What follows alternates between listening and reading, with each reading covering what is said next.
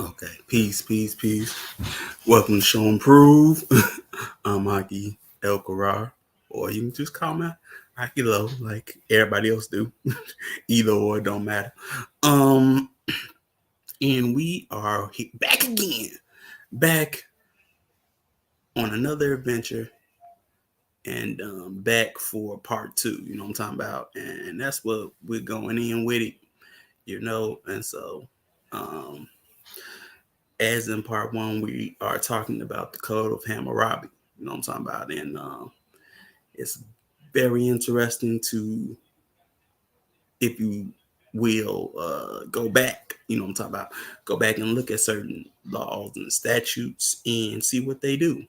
See why they were there. Like I say, certain laws and statutes were enacted or created to solve a problem. You know what I'm talking about, and that's uh important. You know what I'm saying, and that's what we're on and going to do today. And we're going to keep on going because there's a bunch, man. There are a bunch of laws, um, and we're going to look at them. And our new fashion gonna show and prove. You know what I'm talking about? That's what we doing. That's what we on. So you know, strap in. You know what I'm talking about, and just coming on for the ride. You know what I'm talking about. So that's what we do. That's what that's what we here for. You know what I'm talking about. So that's what we on. So let's get it going, um, and whatnot. So we back again with slides. You know what I'm talking about. So, peace, Sovereign Eats, and peace, our new radio, and peace, Emma Queer, peace, Emma, we, when you ain't looking like, and they add on to Wild and Crazy Kids, or, what was that one with started with a D? D. Because all I can think about is Discovery Zone for some particular reason. But you like one of them kids. Like one of them kids too. You like a kid that went to Discovery Zone and not Chuck E. Cheese. But yeah, but here we are. Peace South to G or South to Gertrude, you know what I'm talking about. But yeah. So here we are, part two. I don't have to tell you, you know. So, all right. So with this is basically an excerpt or fun fact, I want to put it in there though, but this from Wonderful Ethiopians of the Ancient Kushite Empire. I'll probably sprinkle these in, bit by bit, every strong, you know what I'm talking about. Peace Master Minglet. But the next great name in the line of monarchs is Hammurabi, who reigned about 2500 BC and was contemporary with Abraham. He expelled the Elamites from Babylonian soil and in reward was acknowledged king of all. You know. So,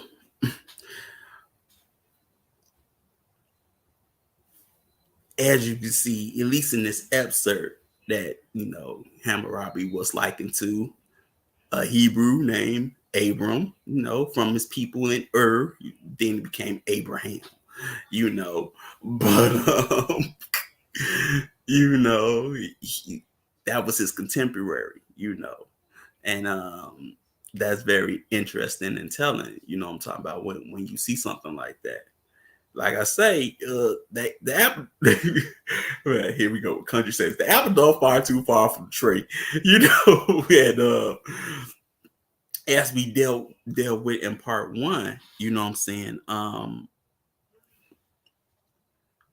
with uh, a series of excerpts, how the code of Hammurabi is basically the same as the Hebraic Ten Commandments. You know what I'm talking about? So it's just further proof that, these people although maybe from different nations, are still one people in a sense. You know, all in what the province or satrap of what Ibernari. It's all the same thing, So yeah.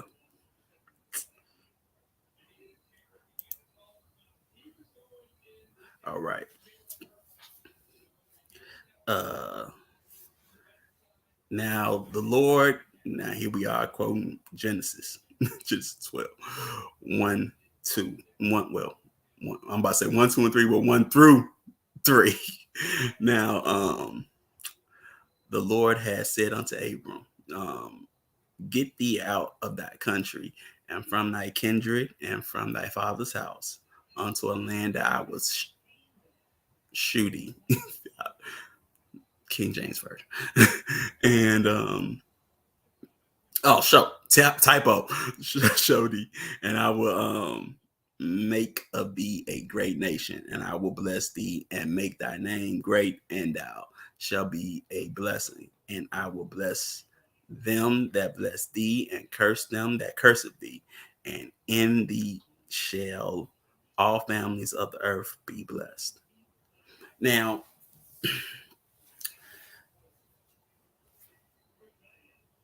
this whole story goes is long, and there's many things that Yah tells Abram. But when I thought about it, I was like, uh, what was he receiving? What did it sound like? you know, and it for me it was synonymous with receiving a mandate of heaven, basically. You know what I'm talking about? Um, from the Eastern, Chinese or whatever, the emperor will say he had the mandate of heaven, and if he got usurped or anything, then he loses the mandate of heaven. But you really, philosophically, it's not, something like, thou shalt, be father of many nations. That's actually seems like what a mandate, saying more than just a promise or a covenant. You're instructed to do something, and that sort of is like a mandate. If you go here, I will do this and I will do that. It's more than, but I'm giving you the go ahead, I'm saying, making you into what a sovereign, giving you what. So that's where I went with it, you know what I'm talking about. But peace, Emma Yakira, you know what I'm saying. You see, she excited, you know what I'm saying, with that big sugar gave it. You see, there we go, that big sugar gave it smile, sister. you know. So we gonna go with this right here. Now, ladies and gentlemen, the moment we've all waited for. You've been waiting for it, haven't you, Homer? Here is America's favorite judge, the Right Honorable Samuel Davis Jr. So, we're going to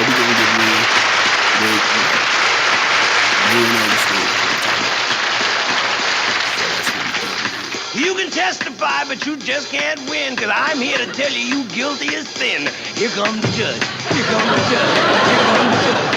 Order the court. The Right Honorable Samuel Davis Jr. presiding. Do your thing. Your Honor, I'm pleading innocent to this burglary rap. Well, I think I got you, because you forgot about one important visual defect in your case. What's a visual defect? Somebody saw you doing it. And that's unnatural. Kid. You know what I'm saying? And that was where he had his great special. And they didn't even show the whole thing. They just showed, here come the judge. Here come the judge. But yeah, man. You know what I'm talking about? Had to start us off. You know what I'm talking about? So bring this back up. All right. Now, the next day, Moses took his seat to serve as judge for the people. and they stood around him, and from morning till evening, when his father-in-law saw all that Moses was doing for the people, he said, "What is this you do?" See, yeah, I'm about to paraphrase. What is this you are doing for the people? Why do you alone sit as judge while all these people stand around for you from morning till evening? Moses answered him, because whenever they have a dispute, it is brought to me, and I decide between the parties and inform them of God's decree and instruction. Now we're gonna keep on going, because we're gonna keep on reading from Exodus, right? Moses' father-in-law replied, "What you are doing is not good. You and these people who you come to, who come to you, will only wear yourselves out. The work is too heavy for you. You cannot handle it alone. Listen now to me, and I will give you some advice. And may God bless you. God be with you. You must be the people's representative." You know what? Just in case, that might work better. Or better yet, just so you see. All right. Okay. You must be the people's representative before God and bring their disputes to him. Teach them his decree and instructions, and show them the way they are to live and how they are to behave. But select capable men from all the people, men who fear God, trustworthy men who hate dishonest gain, and appoint them as officials over thousands, hundreds, fifties, and tens. Have them serve as judges for the people at all times, but have them bring every difficult case to you. The simple case, they can't decide themselves. The simple cases they can decide themselves. That will make your load lighter, because they will share with you. Now, next one. Okay, if you do this, and God so commands, you will be able to stand the strain, and all these people will go home satisfied. Moses listened to his father-in-law and did everything he said. He chose capable men from all Israel and made them leaders of the people, officials over thousands, hundreds, fifties, and tens.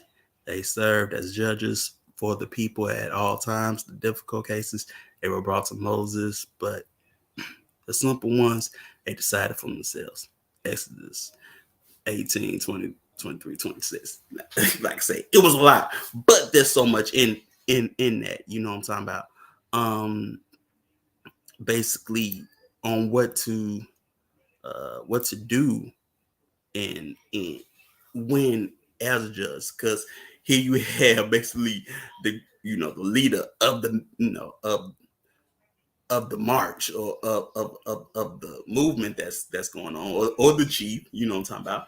And he's taking on all these dang on cases that, and his father-in-law sees this, like, man, what you doing, man? You keep on doing that, you're gonna burn yourself out. So how about you do this? I'm gonna give you some advice. Why don't you elect, appoint, certain people to deal with the minor stuff, while you handle the major stuff that they can't do. You know what I'm saying?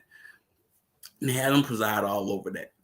And thus, you get judges and government, in a sense, government officials from a Hebrew cultural perspective.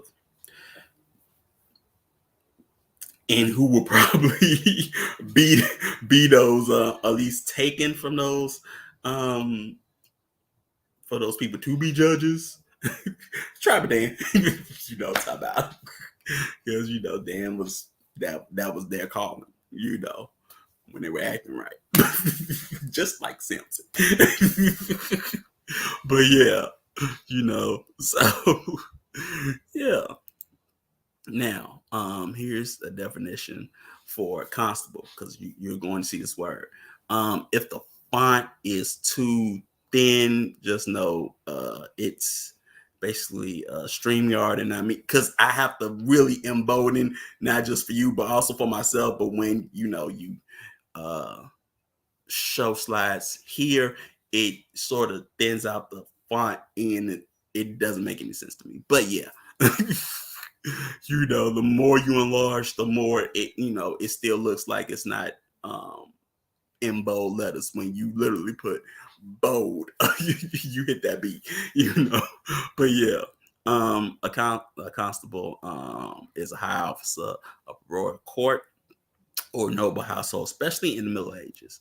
The warden or governor of a royal castle or fortified town. And third one is a public officer, usually of a town or township, responsible for keeping the peace and for minor judicial duties, And then you say chiefly British police officer,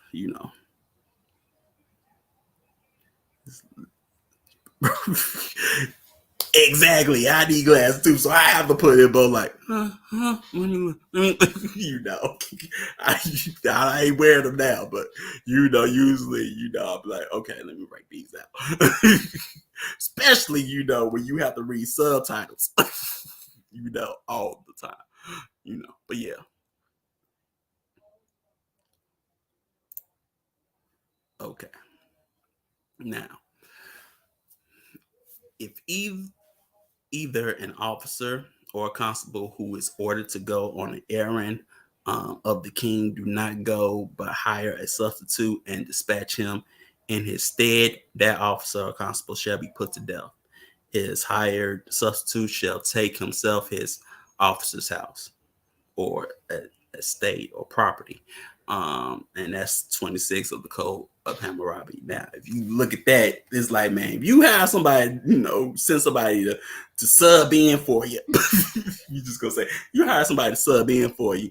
Well, you are already what would it say, in dereliction of duty or things like that. You're already handing over your duty to someone else. And then if that's the case, then they need to be doing your job.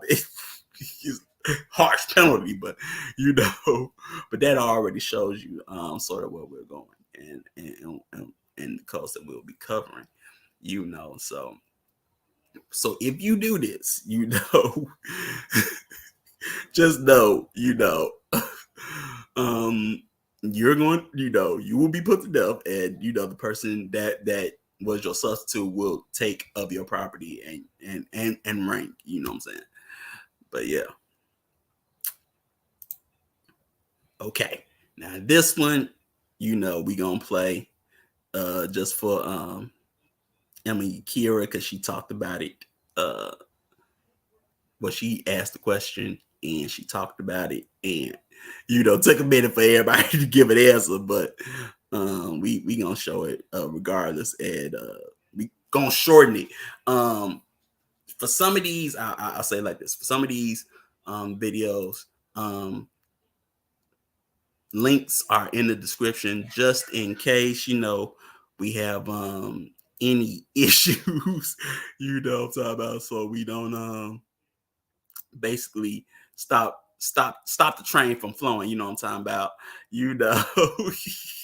Yes, Kira, you got a whole slide dedicated to you. See, hope that make, you just have them pretty whites just from ear to ear, I'm talking about. I'm excited. Does that excite you? I'm talking about. So here we go. You know what I'm talking about.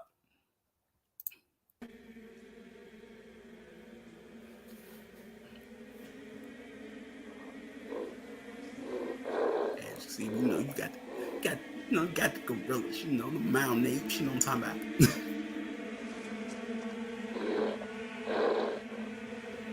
And if you also need reference, you can always reference Chief's breakdown of 2001: Space Odyssey. You know what I'm talking about?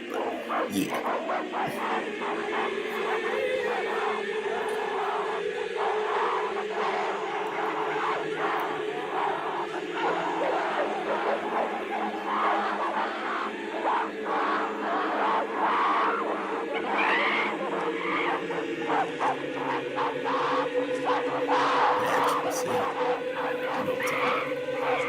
See what they going around.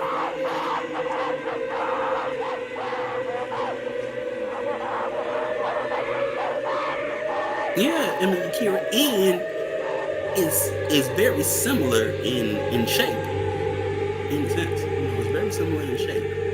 It's almost also was similar in shape. They also had writing on it. An obelisk, cut off obelisk. Like it doesn't have the capstone at the top, but it's just cut off. But yeah, you can liken it to that too, because those were also sometimes in black stuff. Or black,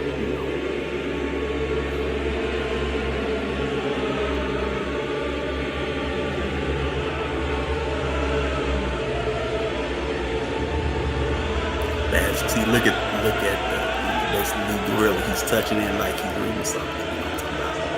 Like up and down. You only do that if you're trying to get something out of it, or read something from it. It's more to it than just touching it. You just look how one's like touching this, but one is just like there's writing there.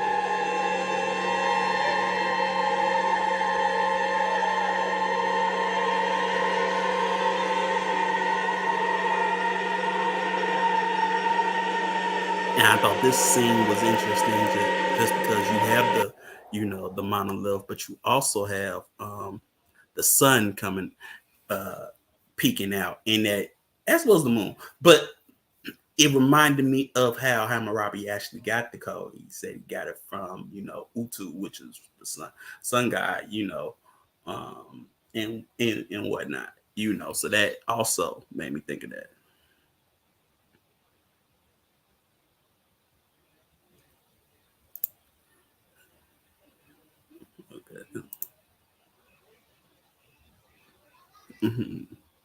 So some chief has referenced this, resembling that Apple products, some of us so love and many worship. Think about it.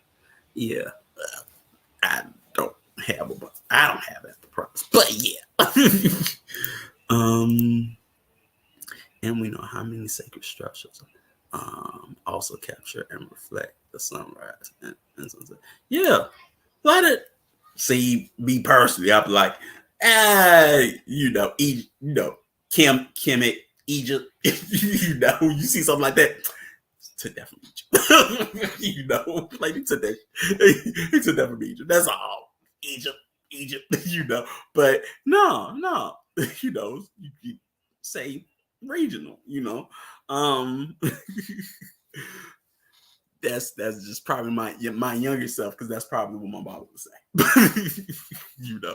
But yeah. So moving right along. Okay. So if an officer or constable was in a garrison of the king, be captured, and afterward they give his field and garden to another, and he conduct his business. If the former return and arrive in his city, they shall restore to him his field and garden, and he himself shall conduct his business. You know what I'm saying? Now, that just tells you basically that, if you become prisoner of war and somebody is basically filling in for you, when it comes to your property in the state, and you come back, well, it's going to be returned to you. No questions asked. You know what I'm saying? Which is very interesting, to say is because of the simple fact that maybe in Western or dominant society, if you move, you lose. You move your feet, you lose your seat. It probably wouldn't be as reciprocal, in this aspect where you have this statute and it's reciprocal. As you serve as officer or constable, as you serve the empire or the state, and you get captured, and become a prisoner of war, and somebody has to, take over, your business because of that situation. When you come back, if you come back, um, all of that will be restored to you, no questions asked. You know what I'm saying? There is no individual entitlement just because they worked your business for you while you were away on vacation. For those of us who had family members away on vacation, something, out of town, away on vacation, But yeah, you know what I'm talking about.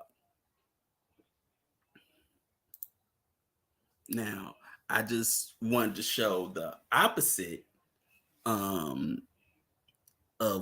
what you probably see a constable or a policy agent supposed to be is doing the opposite. You know what I'm saying? So here you have a slide, like what is that most cops get bad for? And as you can see, from this chart of what happens. You know what I'm saying? And Chief sometimes touch on this in a bunch of archives.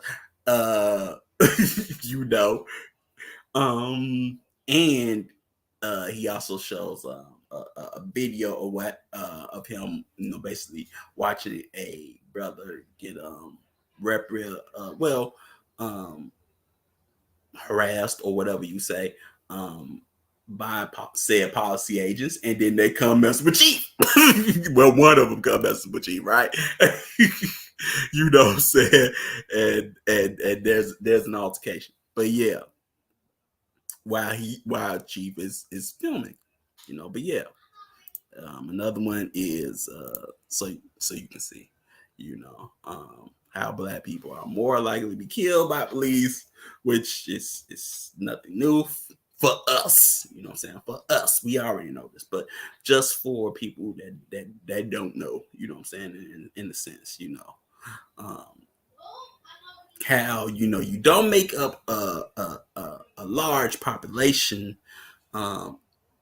But yet you're most likely to be killed by said people that are supposed to be what? Peacekeepers, keepers of peace. You know what I'm saying? Upholders of so-called law and order. You know what I'm saying? And things like that.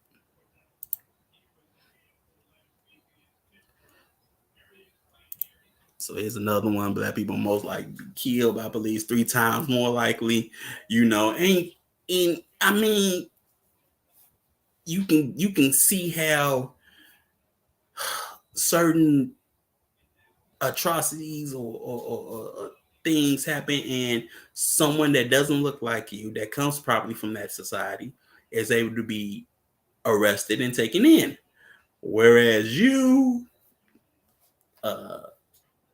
not so lucky. But like it's planned out hit. You know what I'm saying? Even if that person, or even if that society or conspirators do things way more harsher than you yourself would ever do. You know what I'm saying? Like if but everything is always increased as a sense of emergency when it's you. You know what I'm saying? Like if you ever seen a riot or things like that by the dominant society, it's usually way worse and over something totally trivial, and you have police getting beat up, but they show what? Restraint. they show restraint. When they shoot, restraint goes out the window. Ain't that right? But where's Alien when Cindy Manual? Cindy Manual. Show restraint to our kids, but not to anybody else. Especially those with darker hue. You know what I'm talking about. But yeah, and I just did this to show cities with the highest homicide rates, because you always have media portray certain things and they never probably tell the truth, things like that, so you always have to go digging and looking, so here we go. What I'm saying, at least where I'm from, people's always asking, what Chicago, what do y'all do up there? And as you can see, it's like, what are you talking about? Like, as you can see, I look, New Orleans is a second home, but bruh, but I've always knew that about New Orleans, like, but yeah, and then what you see at the top, what is St. Louis, or St. Louis, and if you look at that, for me being next door, you like, man, also you gotta look at East St. Louis because it's right next door, Exactly, South of G. You speak of riot doing tailgating events for fun. Sovereignties for fun. So that's exactly somebody. We riot. You know what I'm saying? But there's restraint. Or when these mass school shooting happens, you are able to what? Rein them in and arrest them. You know what I'm saying? I find me personally, I find that laughable. You know what I'm saying? If you're gonna do a crime, well, but hey, they still able to, they don't perceive what that person, even though they've done a heinous crime, as what? A threat, or something, or a target to be what? Taken down. You know what I'm talking about? You sort of see that, but but then the media portrays certain urban cities as these demon cities with these the rich people that just all they do is kill, all they do is shoot, all they do is this, so yeah, it's always something to look into. What I'm talking about. Can't trust the news anyway. My Baba used to always say, people that watch the news are crazy. They're psychologically insane. You know what I'm saying? Why would you watch something? You used to tell me this. Say, why would you watch, something, when you go to bed and when you wake up? When people, they go to the news and they sorry, I'm talking like them, they watch it at night before they go to bed. Then they go to the same craziness when they wake up. That's insane. That's crazy. And people do that. When he told me that, it was like, nah, I ain't watching news. I don't have that psychological insanity. No, but he made a valid point, what I'm saying? And it's always beefed up, it's not what you really think, but yeah. Here's another one. I was like, well, let's take it someplace else. You know what I'm talking about? And me personally, I have a favorite country. Everybody knows it's Brazil and whatnot, and things. So I'm like, let's go somewhere else. And as you can see, here we're talking about, number of people killed in police operations in Rio or Rio de Janeiro. Well, Rio de Janeiro, that day. I sometimes say G, but yeah, that's there was a story about officers outside one of those schools during the shooting, receiving a call from one of the students hiding inside the school and then waiting 40 more minutes before going in. Exactly. That doesn't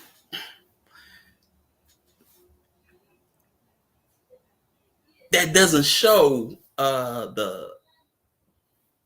the function of a proper constable or peacekeeper. That's something by sort of cultural, well,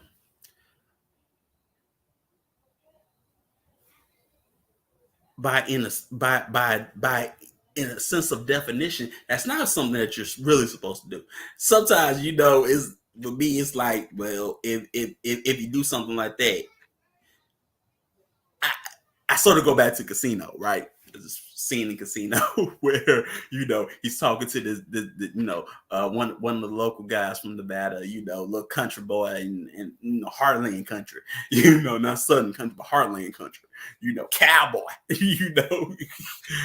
cowpoke, cowhand, whatever you want to call him, and he's in charge of slot machines. He's like, what are you doing? I mean, why you got the money makers in the back when they should be in the front? They make money for us. I'm talking about, Midwest, Midwest, Chicago, but you get money, So like, man, what are you doing, man?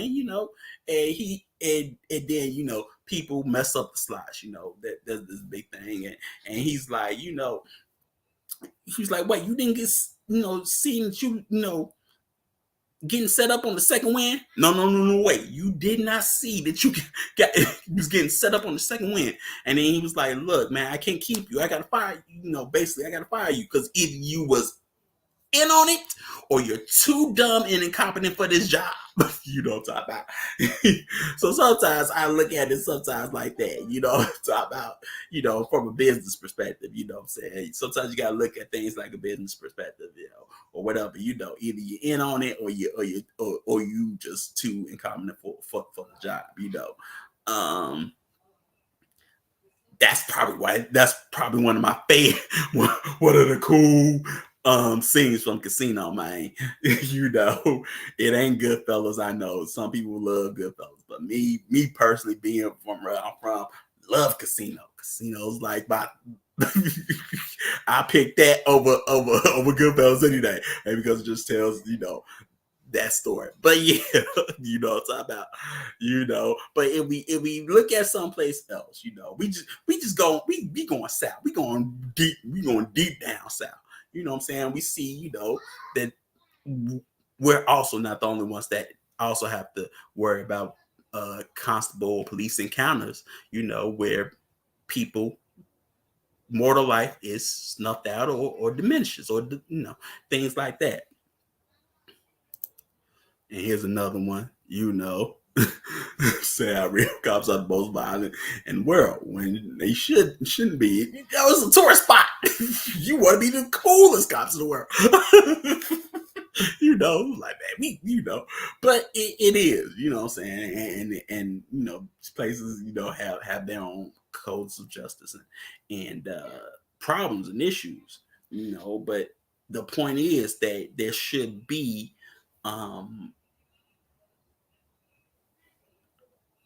a reciprocal action towards steps so things like this don't happen. You know what I'm saying? I used to always like when hurricane season come around in Louisiana, and I used to always be like, why don't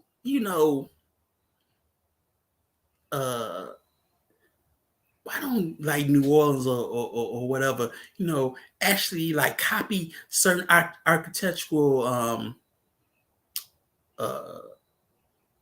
blueprints from like the Netherlands or something, because they also was built in that sense, and they also have to worry about flooding, and so they made our architectural advancements for the city like that, to keep that from happening. It was like, why don't that happen, man? Sounds too smart. I don't know, man. Too much like right. Sometimes, we have those logical, questions, these from situations I've been in and hanging around people. We ask those logical questions, and we were just like, man, that's too much like right. And as you can see, but these things happen, so, but by definition, that isn't the job of a constable to basically kill or take innocent life or life in general, what I'm saying. unless it's to what? Keep the peace. That should be the main function of certain things. And then your statutes or duty of statutes concerning your constables should what? All center around what? Them and their peacekeeping duties and the violations of what? Those peacekeeping duties. But then again, too much like right. What I'm talking. Too much like right. So here's another one that we're gonna get into. For those that don't know, I was gonna use another because I've been waiting. I was gonna use Gangs in New York, but I didn't want them to take it off the screen, because it's Gangs in New York.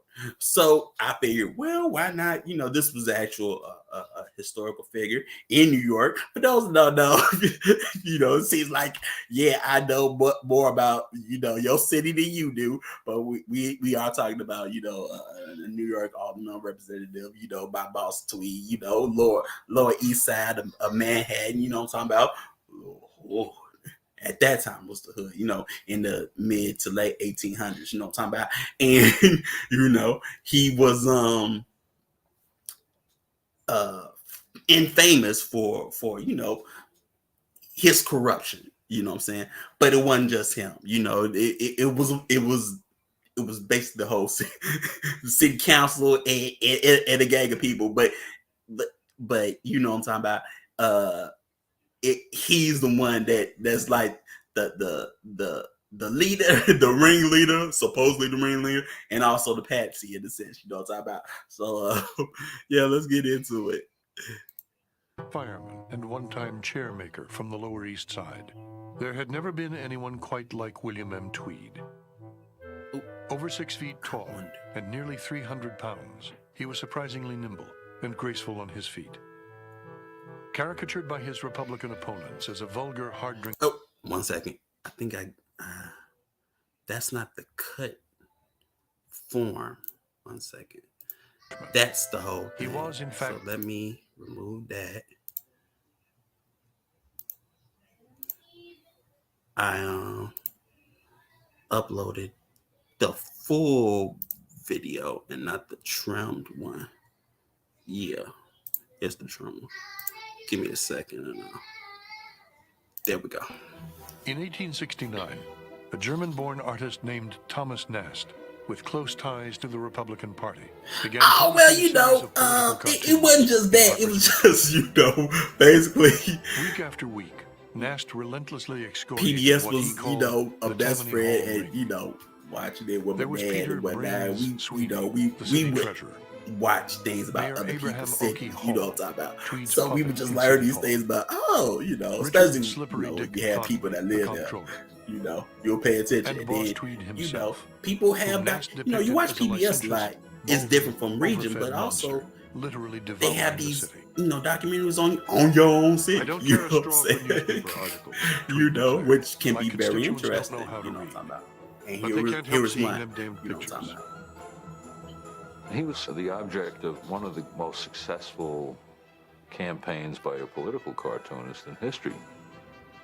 Thomas Nast really did the most extraordinary job of attacking Tweed and exposing the Tweed ring in Harper's doing all of Weekly. This during the... Those pictures will live forever. During the time of what? The Civil War. You can never separate Nixon from Woodward and Bernstein. You can't separate Tweed from Thomas Nast. They're wed together for the rest of history, I guess. On July 8th, 1871, the New York Times joined the fray, publishing excerpts from secret courthouse records obtained from a disgruntled city official. Tweed had cheated out of thousands of dollars in kickbacks. The figures were astonishing. 11 thermometers had been purchased for $7,500. Dust brooms for $41,000. One contractor had been paid $5.5 million for window shades, carpets, and furniture. It would never be clear how much Tweed's corruption had been exaggerated by the press. The New York Times put the final tally at almost $200 million.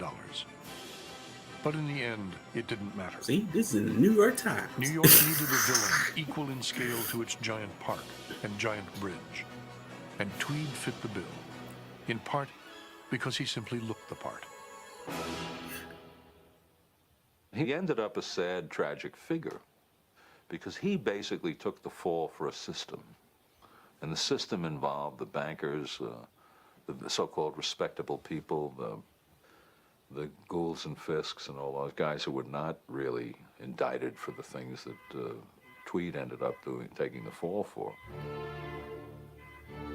On December 15th, 1871, Boss Tweed was indicted on 3 counts of fraud and grand larceny, and 2 months later, 220 misdemeanor charges. He was sentenced to 12 years in prison, and though the convictions were later overturned, I mean, it's gotta be a civil true. suit stripped him Like, of his assets well, and forced him into prison.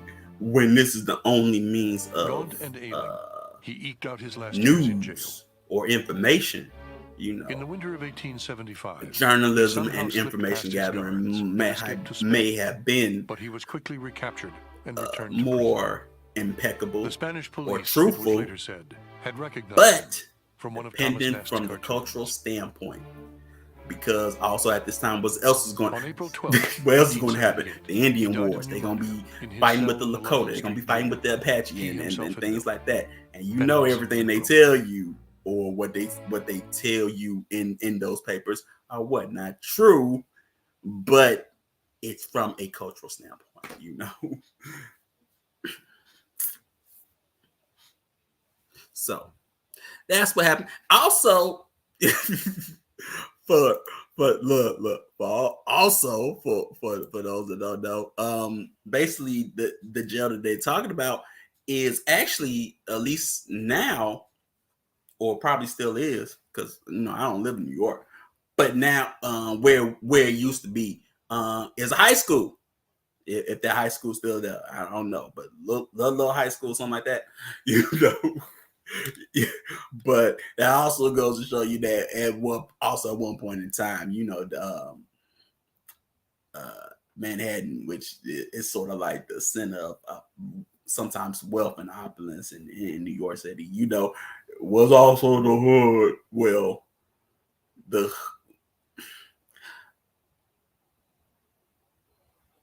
not the hood because of the simple fact that you were not there. Matter of fact, even when they talk about like the Central Park and things, well, the basically the Melanie Ridge Village, or at least one of them was where Seneca Village, you know, which was where in Central Park, which they tore down and kicked, you know, all of y'all out, and then made Central Park. Exactly, you know. But think about it, you know, jail when people die here, you like, you gonna build a school over that? Tomato. They'll be okay. You know, they'll be okay, you know. What are we doing? But yeah. So yeah, man. They'll be okay. So it shows a lot, but it also shows what a constable or someone in that high regard, what being corrupt, and then, you know, not just him, but you know,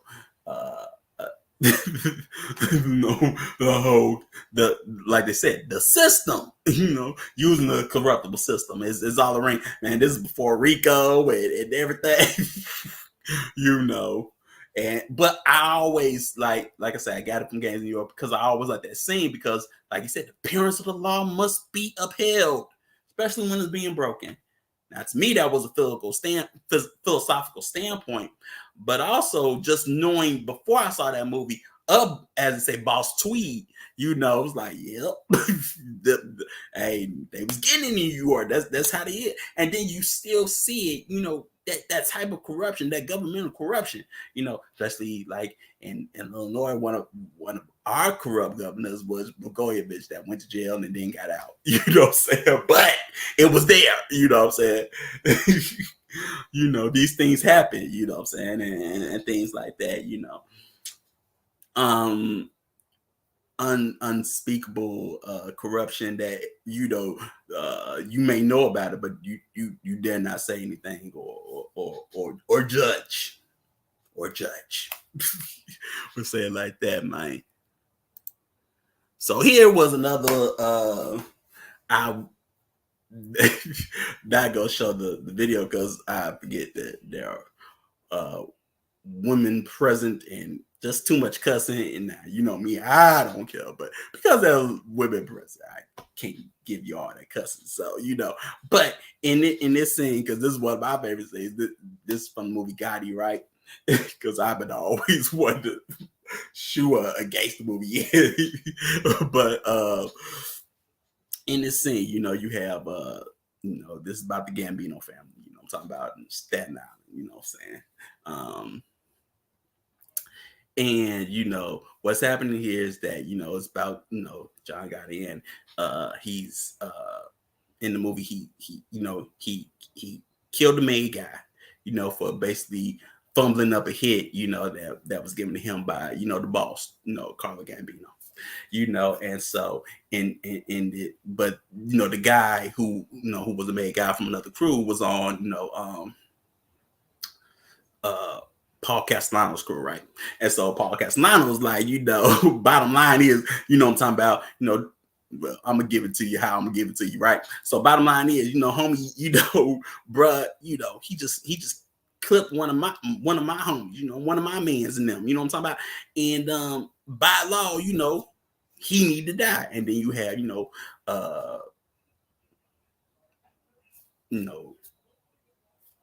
Carlo Gambino, basically holding court, with his higher ups, and you got like Amon, well, basically, not Amon Asante, but so used to seeing his name so many dang on times, now it escapes me. At the wrong time, because he was really good. Okay. Now I gotta think of movies. Okay. Lawrence of Arabia. Man, he played in so much. It ain't Omar Sharif. I can't remember his name. But he's like, John, God was doing piece of work that can get him 25, that can earn him 25 years. And you got Paul saying, man, that's immaterial. You know what I'm saying? And then you have Carlos saying, Consigliere, he just acting, like the king. Consigliere, what you think? Or counselor. He said, was the rule broken? He said, yeah, and does it call for, John to die? Yeah. You know what I'm saying? But was it valid? You know what I'm talking about? He said, we need all the John Gottis we can get, but we survive by our rules. Now, if it was me, he would go. But in that scene, you see, the importance of what? Law and rules. Like he says, but we survive by our rules. Thank you, Anthony. Dang on quick, because it was there. It was there. The guy played it so much. But thank you, Softy G. Of course, you would know, because you've seen the movies, But yeah, but so you have and Quinn who plays Neil, Mr. Neil, and they go to God. He's like, man, I've been negotiating for your life all day, all night, day and all night. And he says, I done clipped a lot of guys in my time, what I'm saying? Some were my friends, some I didn't know. But I never questioned, I didn't always agree, but I never questioned the orders, and I never went half cocked. You know what I'm saying? And you came this close to being clipped. You know what I'm saying? But Don Carlo gave you a pass. You know what I'm talking about? Gave you a pass. But if Don Carlos said you gotta go, then I would have came here with these 2 zips. Now, if you don't know Mafia lingo, zips were guys from hitmen from basically from City. They say zip. I come with these 2 zips, and you will go. he said, John, you cannot whack a made guy on somebody else's crew without the okay. You do this, and this whole thing of ours, crumbles, And then he, say, okay, let's drink to that, to the boss and to the rules that hold us and hold this thing together, man. That's why I wanted to put, because I always want to put that. But you see how laws hold what? A communal, after communal organization together. You know what I'm saying? Even if it's in the masculine standpoint, But yeah.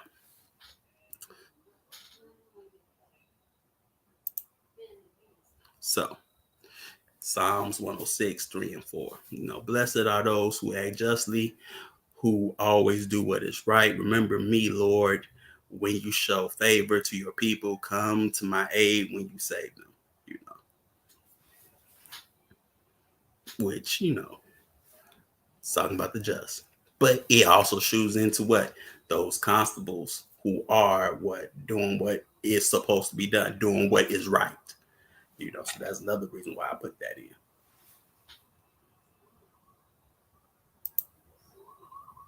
Okay, here we go. One step farther to see am I justified in this stand. And I say, I'm speaking as a black man from America, which is a racist society. No matter how much you hear it talk about democracy, it's as racist as South Africa, or as racist as Portugal, or as racist as any other racialist society on this earth. The only difference between it and South Africa preaches separation and practices separation. America preaches integration and practices segregation. This is the only difference. They don't practice what they preach.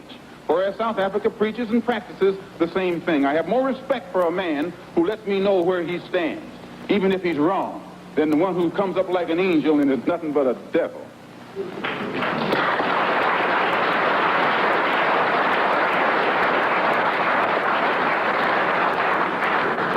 The system of government that America has consists of committees.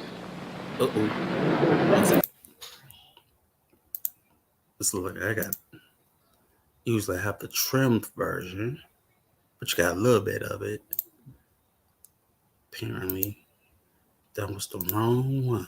Usually have to trim them.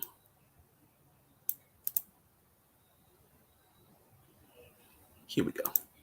That's the right one. One step farther to see am I justified in this stand.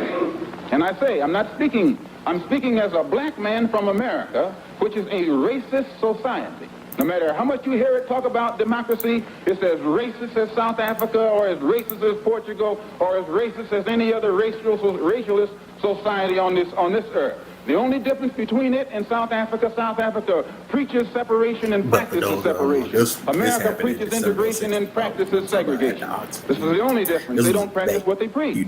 Whereas South Africa preaches and practices the same thing. I have more respect for a man who lets me know where he stands, even if he's wrong, than the one who comes up like an angel and is nothing but a devil. The full debate in the link just because it's audio at the same time. You get to hear everything. The system of government that America has and you get the full entirety of There are 16 senatorial committees that govern the country and 20 congressional committees. Just so you can see. 10 of the 16 senatorial committees are in the hands of Southern racialist senators who are racialists. 13 of the 20, this was before the last election. I think it's even more so now. 10 of the 16 committees, senatorial committees, are in the hands of senators who are Southern racialists. 13 of the 20 congressional committees were in the hands of Southern congressmen who are racialists, which means out of the 36 committees that govern the foreign and domestic direction of that government, 23 are in the hands of Southern racialists. Men who in no way believe in the equality of man, and men who do anything within their power to see that the black man never gets to the same seat or to the same level that they are on. The reason that these men from that area have that type of power is because America has a seniority system. And these who have that seniority have been there longer than anyone else because the black people in the areas where they live can't vote. And it is only because the black man is deprived of his vote that puts these men in positions of power that gives them such influence in the government beyond their actual intellectual or political ability, or even beyond the number of people from the areas that they represent. So we can see in that country that no matter what the federal government professes to be doing, the power of the federal government lies in these committees. And any time a black man or any kind of legislation is proposed to benefit the black man or give the black man his just due, we find that it's locked up in these committees right here. And when they let something through the committee, usually it is so chopped up and fixed up that by the time it becomes law, it's a law that can't be enforced. Well, another example is the Supreme Court desegregation decision that was handed down in 1954. This is a law. And this law, they have not been able to implement this law in New York City or in Boston or in Cleveland or Chicago or the northern cities. And my contention is that any time you have a country, supposedly a democracy, supposedly the land of the free and the home of the brave, and it can't enforce laws, even in the northernmost cosmopolitan and progressive part of it, that will benefit a black man, if those laws can't be enforced or that law can't be enforced, how much heart do you think we will get when they pass some civil rights legislation which only involves more laws? If they can't enforce this law, they'll never enforce those laws. So my contention is that we are faced with a racialistic society, a society in which they are deceitful, deceptive, and the only way we can bring about a change is to talk the kind of language, speak the language that they understand. The racialist never understands a peaceful language. The racialist never understands the nonviolent language. The racialist, he's spoken his language to us for 400 years. We have been the victim of his brutality. We are the ones who face his dogs that tear the flesh from our limbs, only because we want to enforce the Supreme Court decision. We are the ones who have our skulls crushed, not by the Ku Klux Klan, but by policemen, only because we want to enforce what they call the Supreme Court decision. We are the ones upon whom water hoses are turned with pressure so hard that it rips the clothes from our back. Not men, but the clothes from the backs of women and children. You've seen it yourself. Only because we want to enforce what they call the law.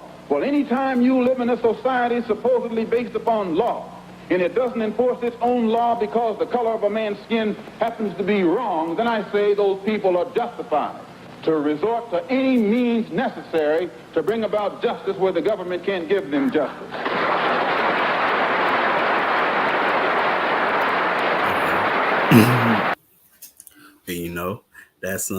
That's Malcolm X, El Smiley Gale Shabazz, or Detroit Red, what I'm talking about, from that Lansing, Michigan, So, that's for me. I only know three Reds. There's Detroit Red, Chicago Red, and then there's Kenny Red. You know what I'm talking about? So yeah, those are the only three Reds I know. But there's Detroit Red, which is basically Malcolm X, and then there's Chicago Red is Red Fox. I don't even tell you who Kenny Red is, Mike. But yeah. But what he's talking about is, what I'm talking about, he's basically debating, reciprocity under the law. And when you don't have that, then what do you do when that is, and when you don't have that reciprocity, then you're in your own right to what? Give justice where the statutes or the system that can give that to you. You know what I'm talking about? Which I thought was very compelling. But I mean, it's Malcolm X, you know what I'm talking about. But I wanted to have this in just because he talks about it. He talks about the law. Because sometimes you hear Malcolm X, and he talks like what? A lawyer, but not in the sense where you don't like him. He has great personality and likable, you know what I'm saying? But what he's advocating you know, the at least in this debate, advocating the rule of law, where it is reciprocal amongst melanin dominant people, and when it's not, then they have every right to defend themselves, you know, and to bring about what justice, you know, or even handedness, you know. So now, if an officer or constable who is in a fortress of the king be captured and his son be able to conduct the business, they shall give him the field and garden, and he shall conduct the business of his father. If his son be too young and he is not able to conduct the business of his father, they shall give 1/3 of the field and of garden to his mother, and his mother shall rear him. You know, like I said, still see a a sense of reciprocity, but what? You give the woman 1/3. You don't give her everything. you know, you know.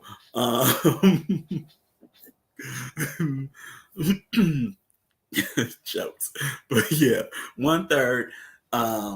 Basically, once she's not overworked, and she can basically carry out her feminine duties in rearing the child of age to rites of passage, so he can what take over the entire field. You know what I'm saying?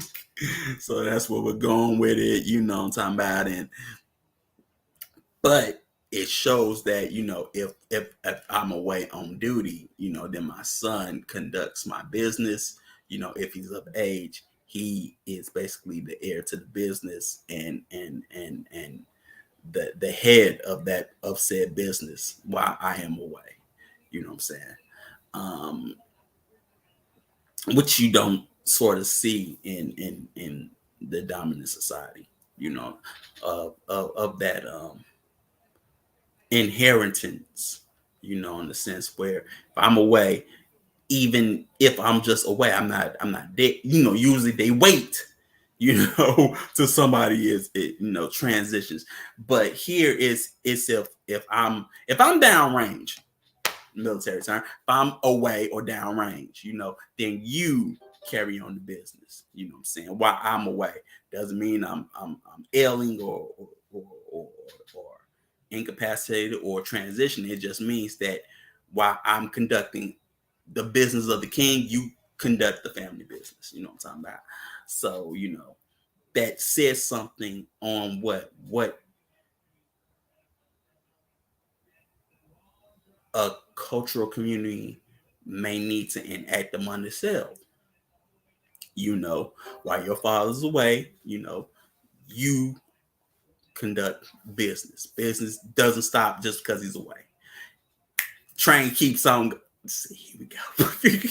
Train keeps on going. You know what I'm talking about? We still, you know, collecting the bag and, you know, running that business. You know, we all can be running out. You know, we all go back to running our business. You know, so about yeah, da. You know, so yeah, that's what that's about, Mike. So yeah, okay. When a country is rebellious, it has many rulers, but a ruler with discernment and knowledge maintains order. A ruler who oppresses the poor is like a driving rain that leaves no crops. Those who forsake instruction praise the wicked, but those who heed it resist them. Evildoers do not understand what is right, but those who seek the Lord understand it fully. Better the poor whose walk is blameless than the rich whose ways are perverse. You know, which is a very telling verse. You know what I'm saying? That sort of needs no explanation. You know what I'm saying? But but it says, you have a ruler, who oppresses the poor. It's like, driving rain that leaves no crops. You know what I'm saying? Which sort of speaks to tyranny and a tyrannical ruler. You know what I'm talking about? Who takes everything and leaves nothing for what the people. You know what I'm saying? And then you have, those who forsake instruction praise the wicked, but those who heed it resist them. I can use it today, but I don't know if you want me to use it. Because who resists? Look, who resists instruction? Look at yourselves. Just look at yourselves. Point that thing. You probably point at me and just point directly. Yes, you.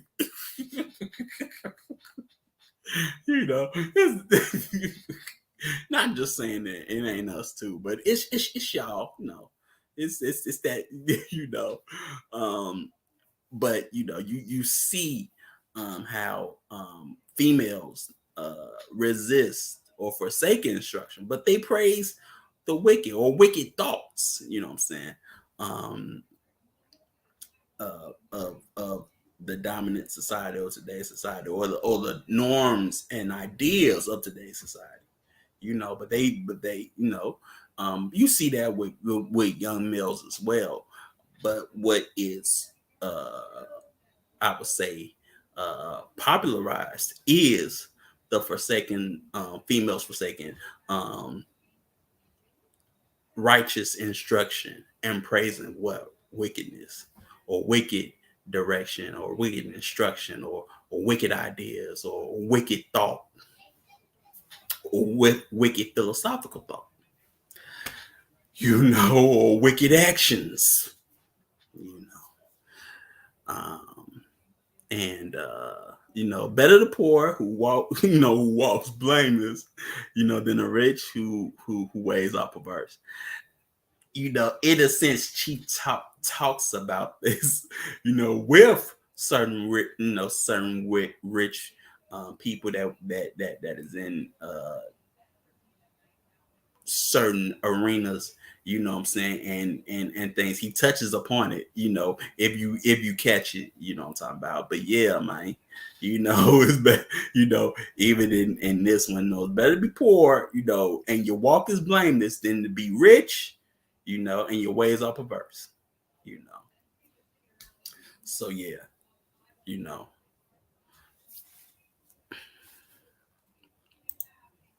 And then you have, Ezra 8:36, and they delivered the king's edicts to the king's satraps or lieutenants, and to the governors west of the Euphrates River, or rest of the river, and they supported the people in God's house. Just saying what, basically account constable. I wanted to show a little bit of that, I'm saying, in the sense, on what was done, what I'm saying. Okay.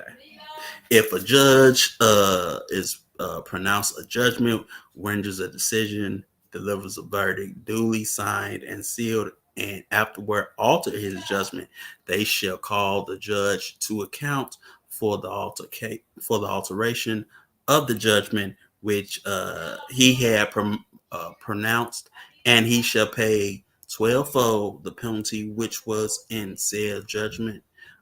In the assembly, they shall expel him from his seat of judgment, and he shall not return. And with the judges in a case, he shall not take his seat.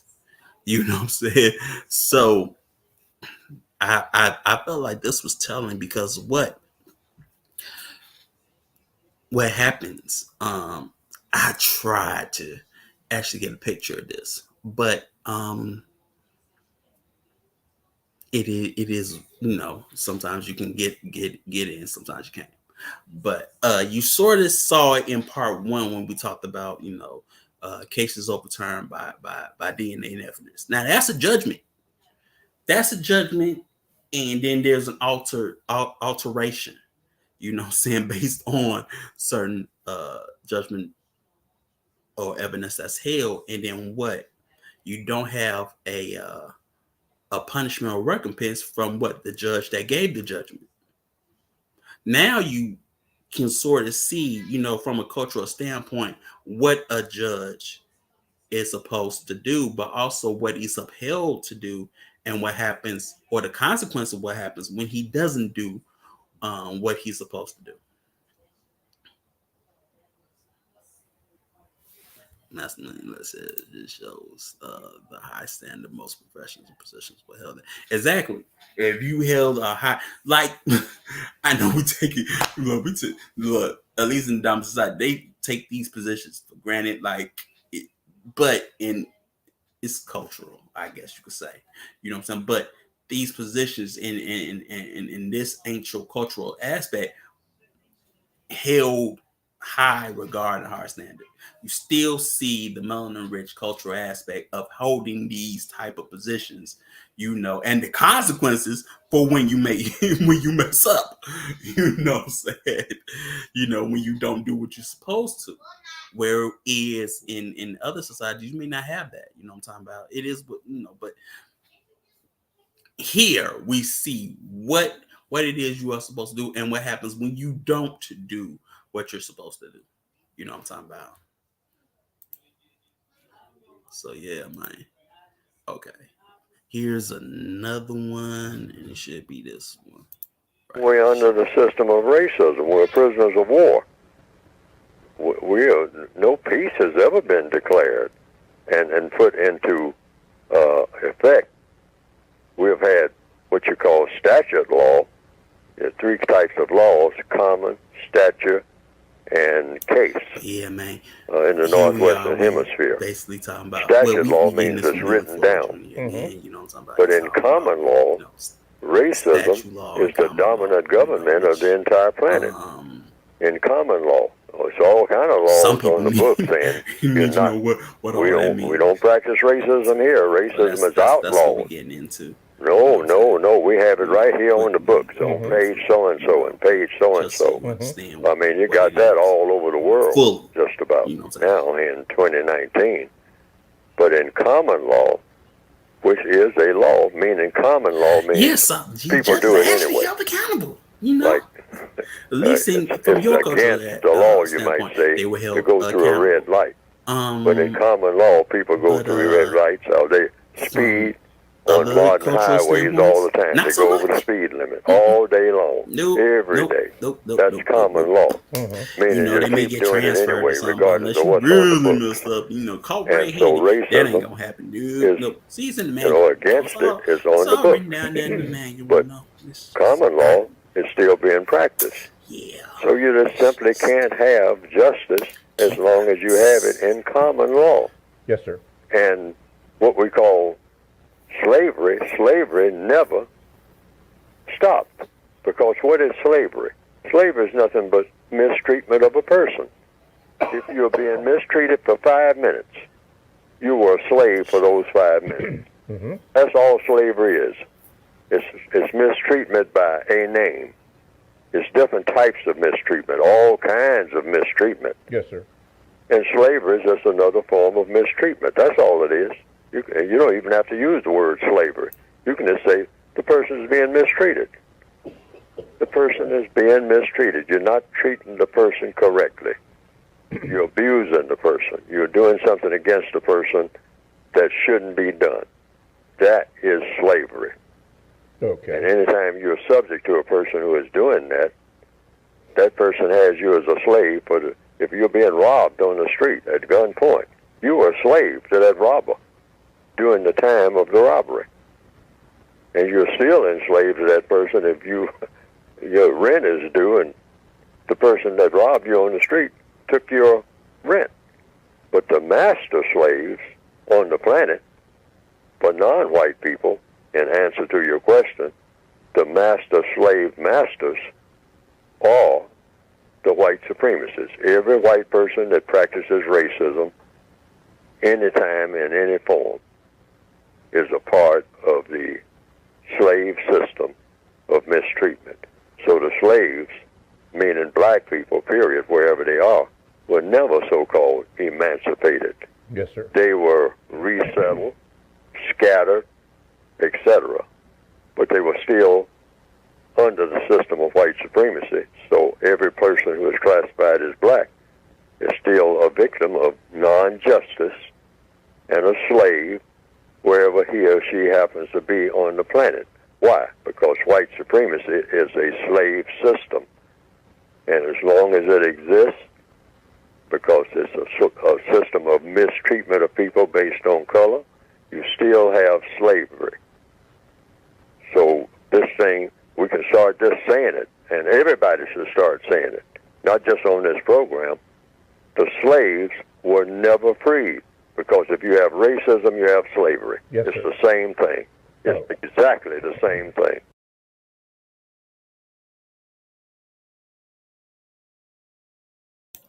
All right.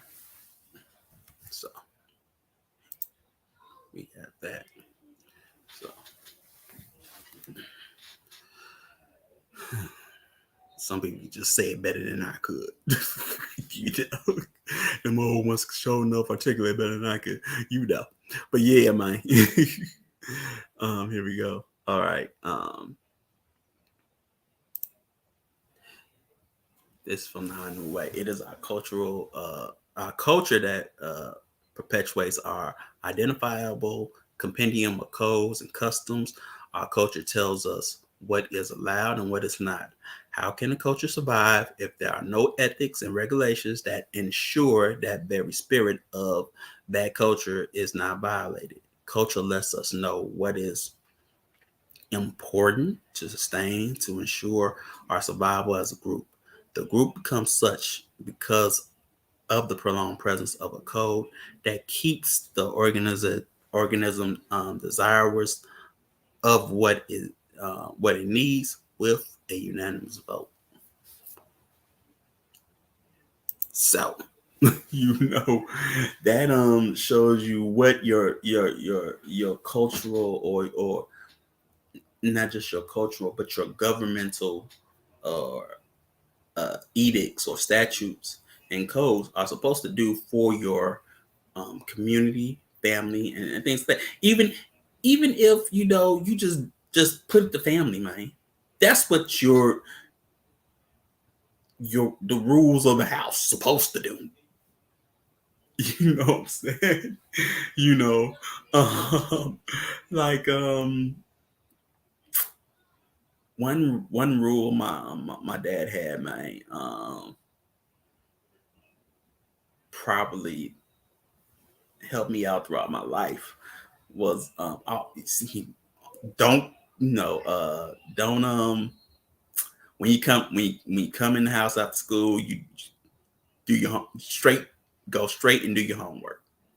You know what I'm saying? Don't wait, don't watch TV. Go straight to that table and do your homework. Don't even turn TV on. yeah, he brought me that too. But when you come in from school, you go straight to that table. You know what I'm saying? Because you ain't got much to do anyway. You ain't got nothing but do your chores and and go to school. But he did not say it as country as I would. But yeah, man. But yes, what a concept. You know what I'm saying? But yeah, but there has to be statutes and codes, even among family or lineage and houses, and then you build upon that when it comes to what community and clan and tribe and then nation and things like that. It grows from all of that. You probably said rules stand for your for your consort and whatnot, and then and then in turn she teaches those rules and codes and standards to the children, and see how it grows bigger, But all of these are should be probably desirous, unanimous, agreed upon. You know what I'm talking about? It all should be agreed upon. There shouldn't be no dissent, but unanimously agreeable, and then probably, when you don't have that, you keep on working at it till you do have a unanimous agreeability or a unanimous vote, right? You know what I'm saying? You keep on working on the law until you have a unanimous vote. Probably that's why you have so much hang on problems with law, because you do not have a unanimous vote. You know what I'm saying? Or unanimous agreement. You know, some people are over here, some people over there, you know, and then it's like 51-49. You know, marginal. But, you know, does that mean that the law is desirous? Of course not. You know,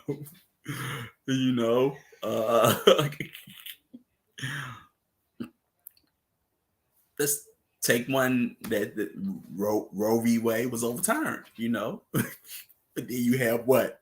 You know, undesirous opinions or dissent because of from the female population. No less. You know, about it, you know, that it was overturned, you know, and you know, things like that. But there's no working of the statute or code so that what, it's unanimous for everybody and everybody gets the more help. Everybody gets what they want. You know what I'm saying? But sometimes that may not even happen, you know. So, you know, women, they just gonna be disagreeable, just be disagreeable. Some people just gonna be, especially, you know, they don't want to be opinionated just because they can, you know what I'm talking about. And then you're just like, you know, but yeah. But that's what you see, you know. But yeah, you can't have can't have justice if there are multiple laws. Yeah, constantly law after law after law after law. That means that what, the system is not working. And so what? Basically, what you're doing, what if you put it in the computer terms, or you know what you're doing, patching. Always giving an update and you're patching. You're always giving a patch. You know, patch 305 to statute this. You know what I'm saying? You're just patching. You're not solving the problem, you know. You know, but what would it not happen in a land where there are many nations? But this one in the land. Well, let me there we go. And where there are many nations and cultures struggling to make one set law. Yeah, I agree. Fit one cult, well, a bunch of cultures fit one cultural standpoint, which they all don't agree on.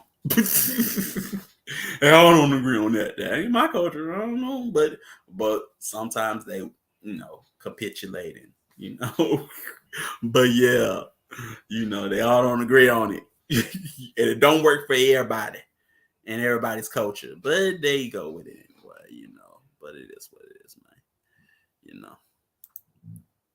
So in Deuteronomy 25, you know, 1 and 2, if there's a dispute between men and they go to court and the judges decide their case and they justify the righteous and condemn the wicked, then it shall be, if the wicked man deserves to be beaten, the judge shall then make him lie down and be beaten in the presence with the number of stripes according to his guilt.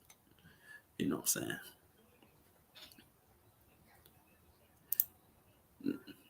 Let me see the importance of cultural relevance and natural relevance of law.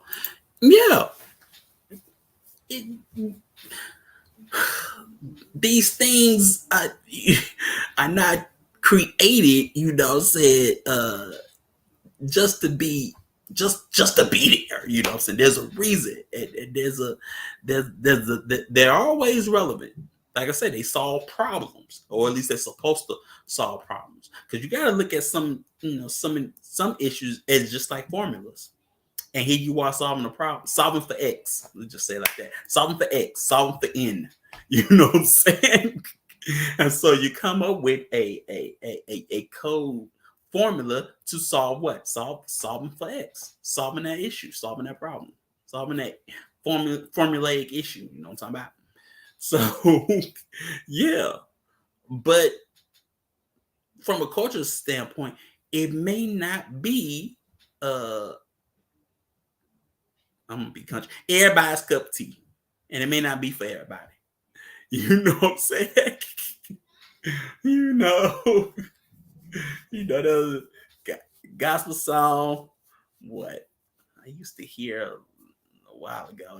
What God has for me, it's for me. You think now from a cultural standpoint, anybody can say that. Sure.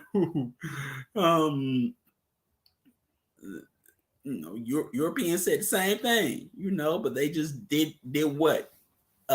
Exercise it in a different way, i.e. manifest destiny. In a sense, whatever, it is. It's what it is. But yeah, I'm talking about. So here we go. All right. Through our give and take, we establish our own refining system. As we dispense energy through feelings and resources among each other, we tend to filter out the elements that do not work for where we are aiming. This is why it is important to reflect on the highest and lowest ideas that we share among one another. This enables us to see what we are caching into our environments and ourselves. Now that is reciprocity from the 14 keys. So that was another reason why I put this in, because codes and laws should have reciprocity. When you don't, you already messing up.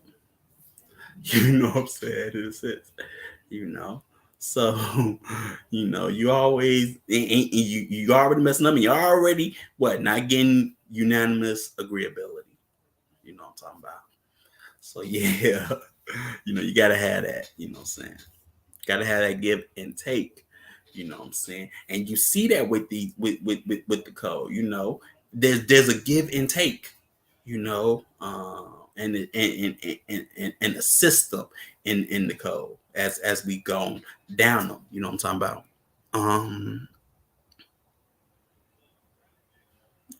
Your law is your will. The Most High's will is the law. We follow the law, and now we have the will of the Most High within us. See? Like I said, mandate of heaven, man. Mandate of heaven. That's what that still comes out of my head. See, that's the mandate of heaven, man. Right there. Love for Allah's wisdom. Mandate of heaven. It's all there, it just jumps out. But that's what keeps on coming in my head, man. You know what I'm talking about? But yeah. Give thanks for that talk to Steve. Just in case if you didn't see it, we're gonna put it on there for you, because but yeah, man.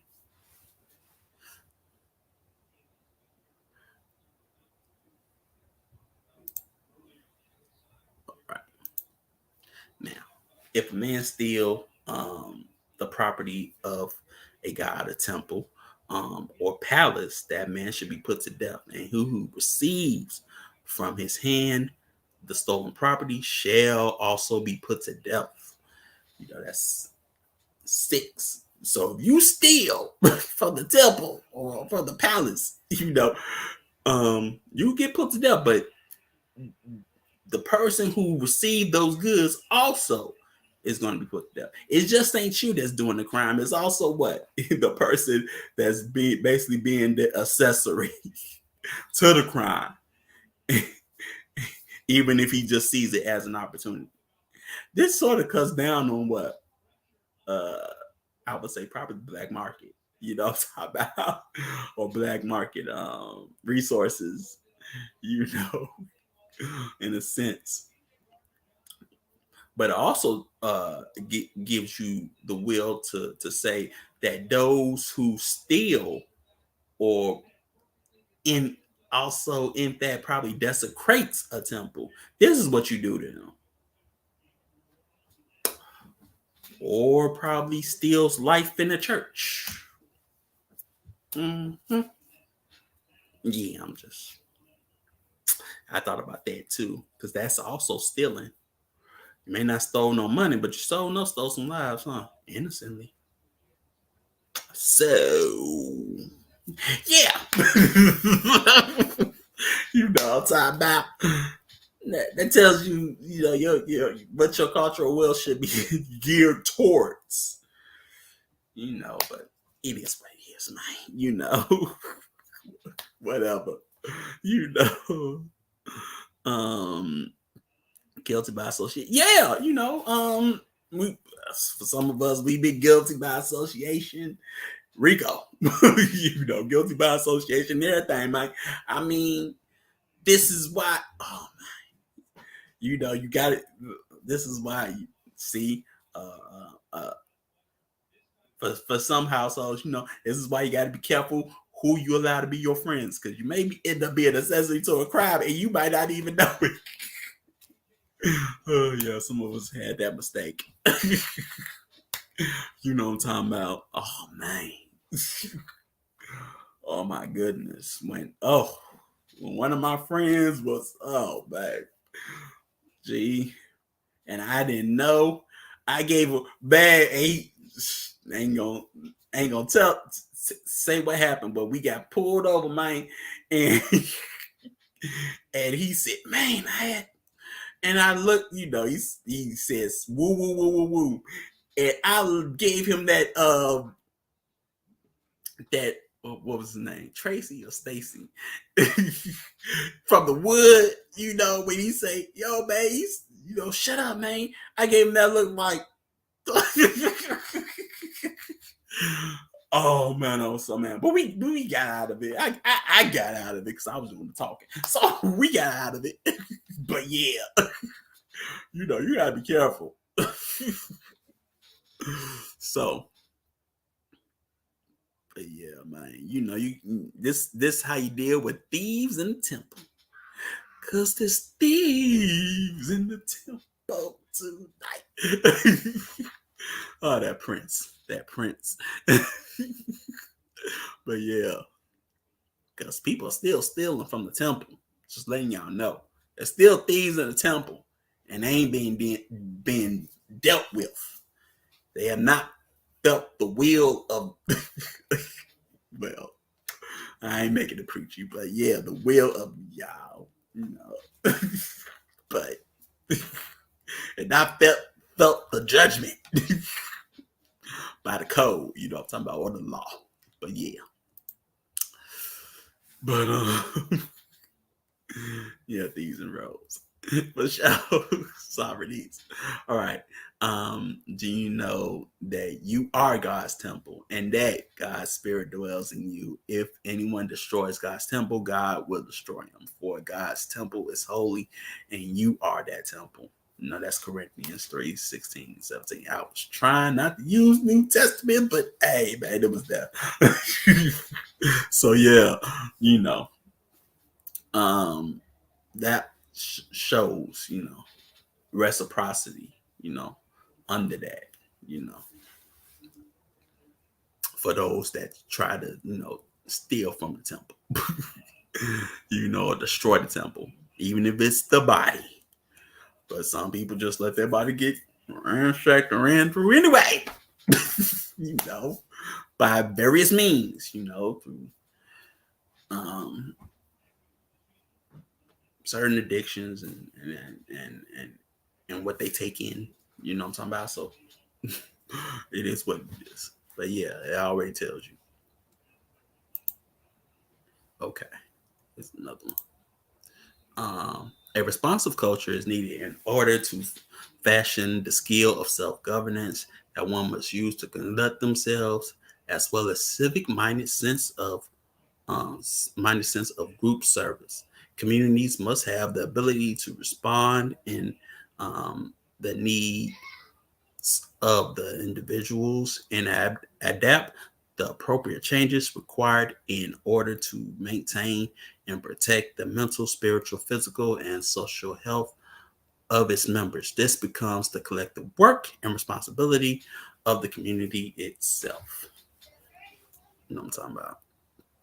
So, as you know, so that needs no explanation, right?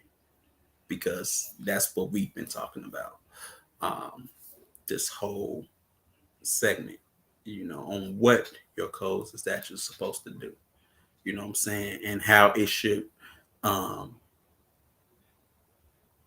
respond in said culture. You know what I'm saying? And what is supposed to give the skill of self-governance. Because what you can do with the law or do with that will, that should give you the will of what? Self-governance or self-governing.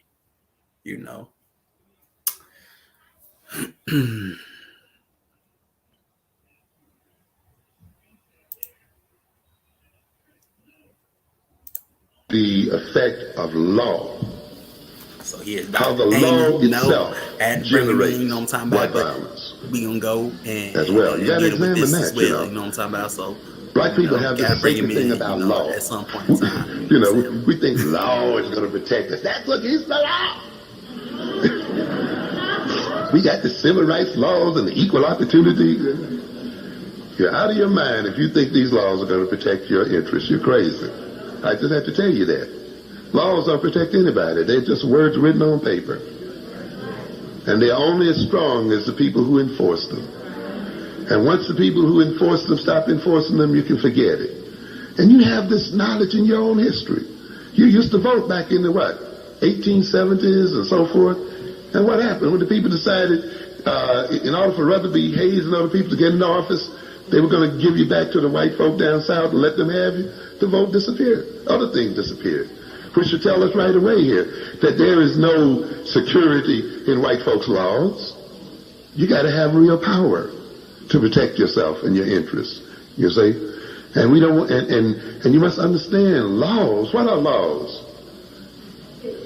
Laws are rules imposed by one group against another in their interest as a group. There's nothing sacred about it. Those who have power and the ability to impose their power on others will make rules and impose their rules. Call them laws. Try to make you think they're sacred and all that kind of stuff. You see, so that they can appear to be legitimate in their domination. But in the end, when their interests change, they will change the laws. Or forget about the laws, you see. But to a great extent, it's the very laws that generate criminality. Quick example. For centuries, the peasants in Europe had the right to collect wood and stuff from their lords, from the land. They had what we call common property.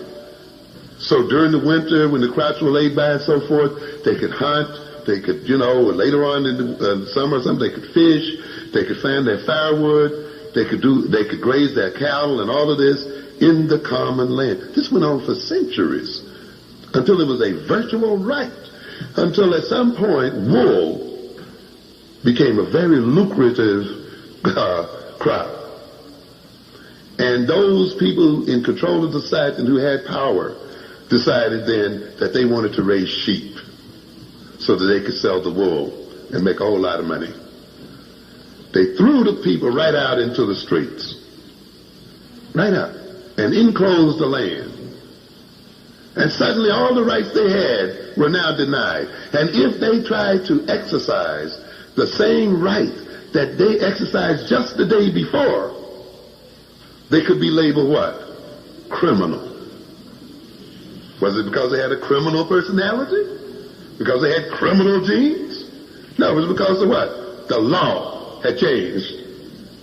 And it says, this behavior was all right yesterday, but today it's what? Criminal behavior. So this is why you got to be careful when people start looking for the criminal personality, all that. You got to look at the law first. What is the law? How does the law? The law defines crime. They were made to be beggars. And you know what? Those people then made a law against begging. If you're a beggar, you're a criminal. That's against the law to beg. Okay, now you throw me into the street, and now you make it against the law for me to beg. And now I guess we're talking about what kind of personality do beggars have? What kind of genes? I guess their genes were different.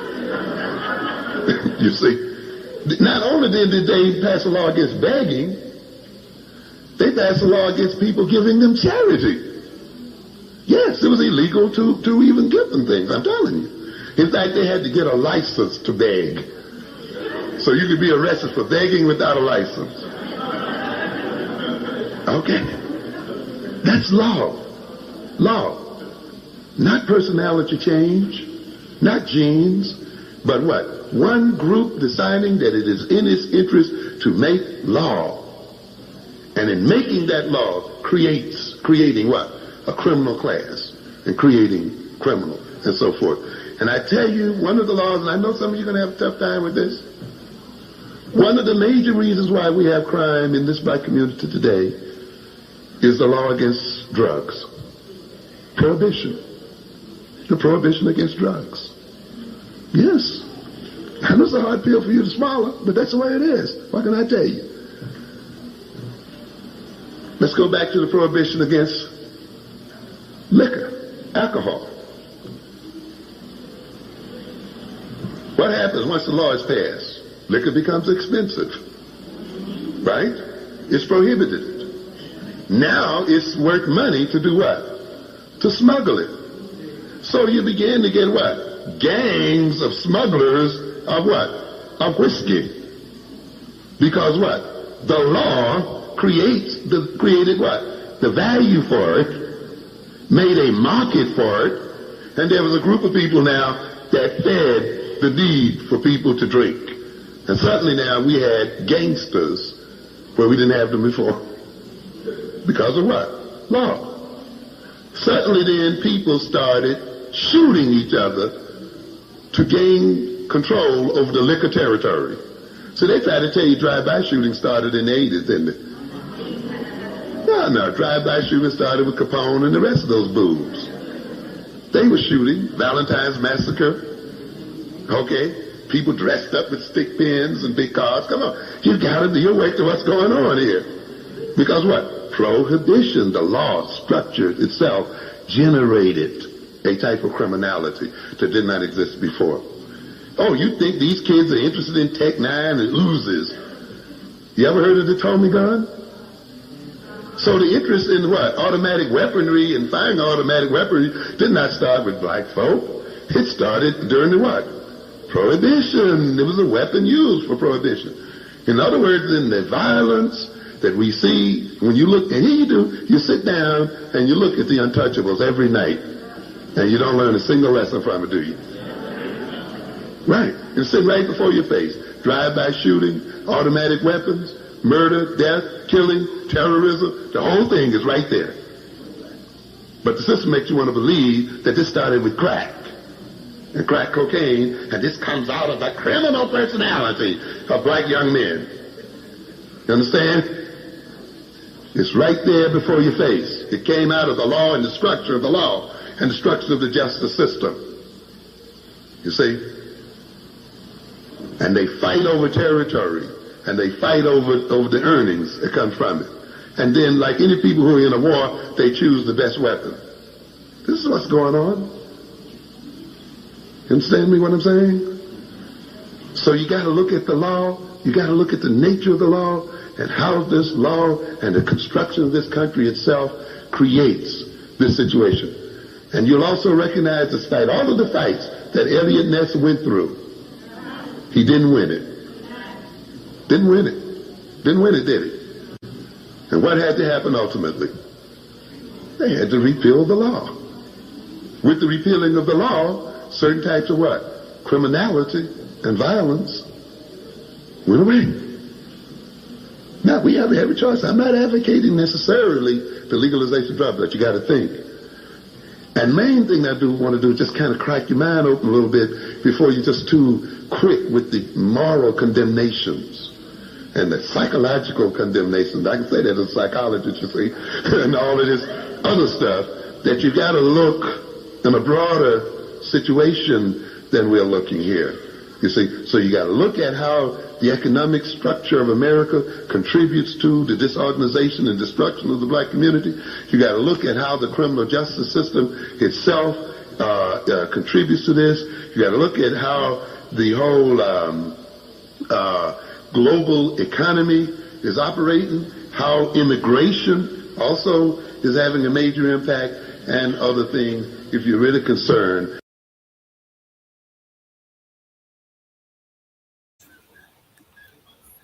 Okay. You guys excuse me. I was listening to. I wanted to listen to. So, you know what I'm talking about. Here, you had Dr. Amos Wilson talking about, law and criminality, man. And, he brought up, prohibition, man. He was like, bringing up Capone and, St. Valentine's Day. If you don't call it the Valentine's Day Massacre, you call it the St. Valentine's Day Massacre, because at that time they called it the St. Valentine's Day Massacre. And, that place was it was garage, and Jack McGurn and them boys, man, they were, waiting outside because there was a big war between South Side. Well, yeah, the South Side and the North Side. The Capone and them boys, they were in the South, and Deon O'Banion and Jaime Weiss and all of them, what I'm talking about. They were North Side. It was in the North, what I'm talking about. Even there's